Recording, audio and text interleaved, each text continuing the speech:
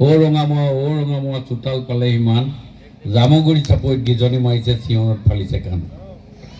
আৰু আজি এই কলিটোৰ প্ৰাসংগিকতা ইয়াত বহি থকা সকলো মানুহে নিশ্চয় খুব ভাল ধৰণে উপলব্ধি কৰিব পাৰিছে। আৰু এই প্ৰাসংগিকতাটো থাকিব যেতিয়ালৈকে ডক্টৰ হিমন্ত বিশ্ব শৰ্মা ডাঙৰীয়া অসমৰ মুখ্যমন্ত্ৰী হৈ থাকিব। আৰু তাৰ পাছতো এই কলিটোৰ প্ৰাসংগিকতা আৰু প্ৰেৰণাৰে আমি অসমখনক আজি আমি অচিনাকি মানুহৰ পৰা আমি ৰক্ষা কৰিব লাগিব। এই পনেৰে মই মাত্ৰ দুটামান কথা আপোনালোকৰ আগত ক'ব খুজিছোঁ। এই ভূপেন হাজৰিকাই গান গোৱাৰ পাছত যে লোকেল আৰ্টিষ্টৰ কাম নাই, পদ্ম হাজৰিকাই যিখিনি কথা ক'লে হাতী মাৰি ভুৰুকাত ভৰাই গোটেই কথাটো একে সুন্দৰভাৱে কৈ গ'ল।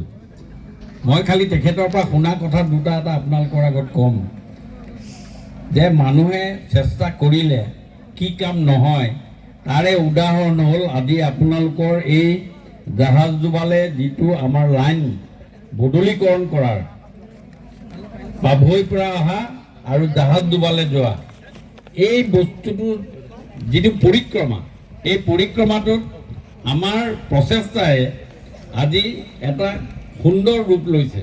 আৰু যিটো কাৰণে যিটো ব্যৱস্থাত আমাৰ যিটো ডিপাৰ্টমেণ্টৰ আজি মই মন্ত্ৰী, আজি 10-15 বছৰৰ আগতে সেই ডিপাৰ্টমেণ্টটোৰ নামটো মানে এব্ৰিভিয়েশ্যনটো মানুহে বেলেগ ধৰণে কৰিছিলে যে AACB আছিলে তেতিয়া। AACB মানে আফটাৰ ছানছেট ইলেক্ট্ৰিচিটি ব্ৰেকডাউন। কিন্তু আজিৰ ডেটত আপোনালোকে ইয়াৰ প্ৰাসংগিকতা চাওক। আজিৰ ডেটত এই ডিপাৰ্টমেণ্টৰ প্ৰাসংগিকতা মই আপোনালোকক ক'ব খোজোঁ। পূৰ্ণ যৌৱন প্ৰাপ্ত পাইছে ডক্টৰ হিমন্ত বিশ্ব শৰ্মা ডাঙৰীয়াৰ পলিচি মেকিঙত, নৰেন্দ্ৰ মোদী ডাঙৰীয়াৰ পলিচি মেকিঙত। আজিকালি আপোনালোকে ক'ৰবাত গছ এজোপা পৰিলে লাইনটো যায়, প্ৰাঞ্জল কটকীক ফোন কৰে, আমাৰ AGMক ফোন কৰে, SDOক ফোন কৰে। কিন্তু এতিয়া আজিৰ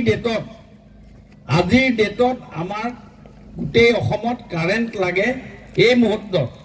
আজি আমাৰ 2700 কিমান লাগিছে, টোটেল 2800 কিমান লাগে, 2800 পিক আৱাৰ্ছত আমাক 2800 লাগে, 2800 মেগাৱাট।